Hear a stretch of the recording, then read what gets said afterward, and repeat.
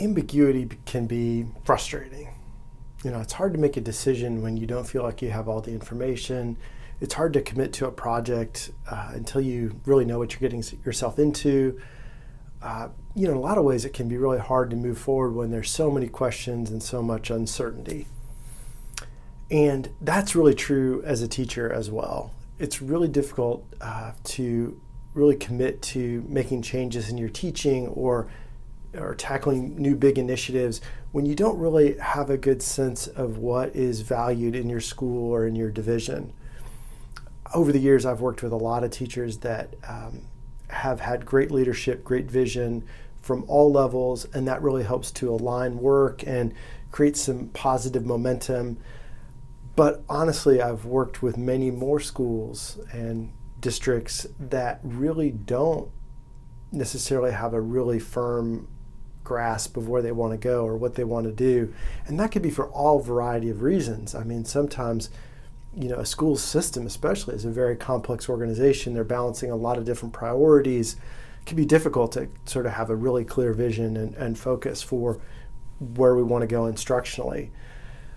But when that's the case, it can be really difficult for teachers because you don't necessarily know what's valued or rewarded. You don't know if, when you're trying to do something really innovative, things don't always work right, especially the first time. And you want to know that you're going to be supported and backed up and maybe you need extra time or resources to plan or to coordinate, or maybe you need to reach out and bring community members into the school. All those things are additional time, effort, and risks that you take on when you are focusing on trying something new. And so the greater the ambiguity, the bigger those risks become. And it can really be paralyzing for teachers. But I want to think about it in a little bit of a different way. Now, full disclosure, it's no coincidence that I've got a print of Don Quixote on the wall behind me. I'm an optimist. I am somebody that really wants to try to make a difference. I feel like we can work things out. I feel like, if you trust the process, you'll move forward. You'll be all right. I know that not everyone shares that, and I recognize that for teachers, as new initiatives come and go, they become, more hesitant to jump on board. It's more difficult for them to commit because they know that sometimes the rug can be pulled out from under you, or you don't necessarily get the support that you had anticipated, whatever that means. So I get why teachers can feel paralyzed and can feel stuck when they're living in all this ambiguity and maybe a lack of focus and direction. But I challenge you to think about ambiguity being an opportunity. Just like constraints can be a design opportunity, I think ambiguity gives you an opportunity to sometimes create a vision or chart your own way. I think if we can be clear in our minds what we want to do as teachers, and that can be me as an individual teacher or as a team or a department, if we can create some clarity about where we want to go in and amongst all that ambiguity, that can really be an anchor point for us. And when there aren't initiatives coming from somewhere else directing our efforts, we actually have more autonomy and more opportunity to chart our own path or our own vision. Because as teachers, oftentimes we have the best sense of what our students need, what they would appreciate, and what they would value in terms of their learning.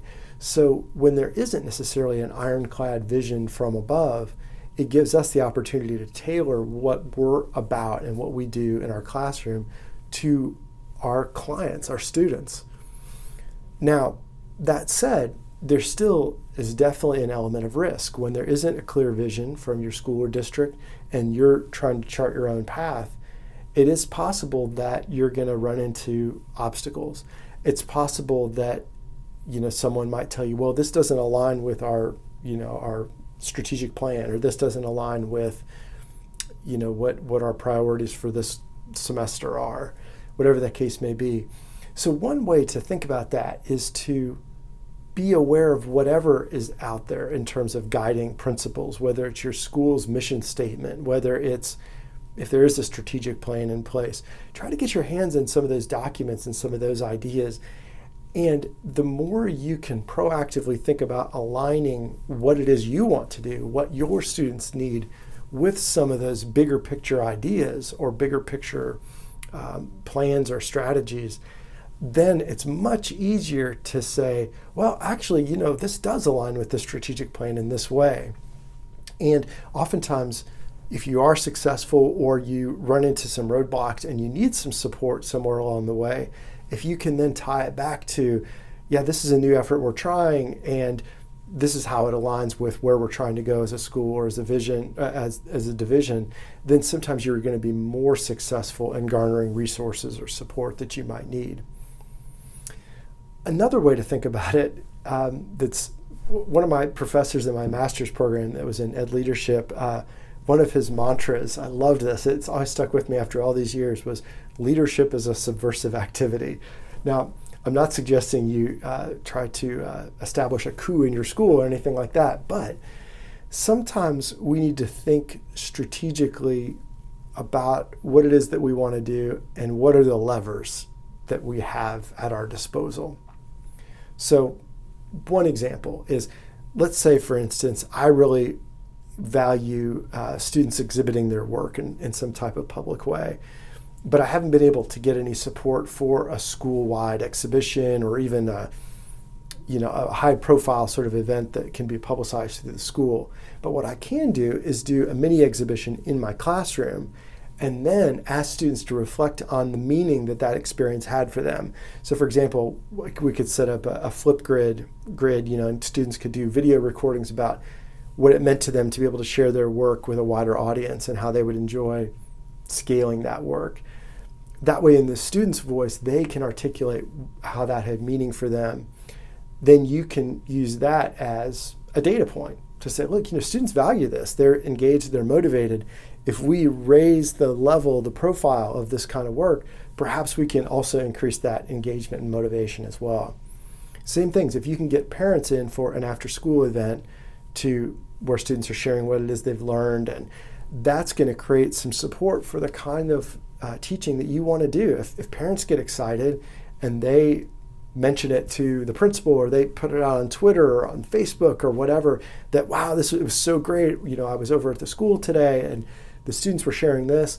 That builds this positive groundswell of support that then as a teacher you can use to say, this is valued work. This is not just good for kids. They tell us that they want it, but also parents value this as well.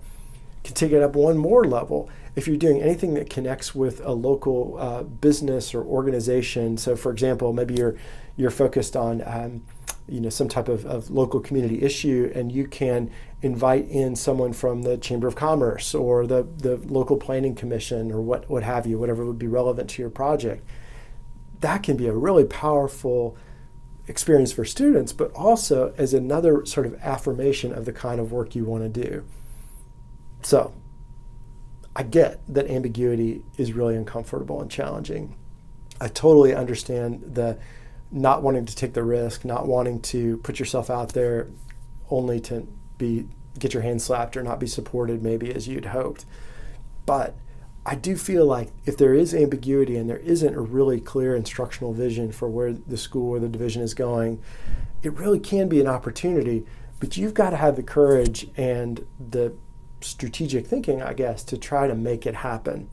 And if you hold on to that why this is important to you, not just what it is you want to do, but why it's important, that can be an anchor and a support for yourself as you tackle some of the inevitable challenges you'll encounter. So I guess maybe as we finish up this, I'd encourage you to think about, what's your why? What drew you to education? What inspires you about thinking about innovation or project-based learning or student exhibition or student voice, whatever your particular passion is? What's the why behind that? Why is that important to you? Why is that important for your students? And if you can hold on to that, sometimes that will give you the push or the incentive or the strength that you need to work through that ambiguity and to chart your own path. Love it to hear from you in the comments, any experience you've had with this. not necessarily, we all deal with the challenges, we can all sort of talk about those, but how have you tried to work within that ambiguity and take steps forward in your classroom, in your school? Love to hear from you.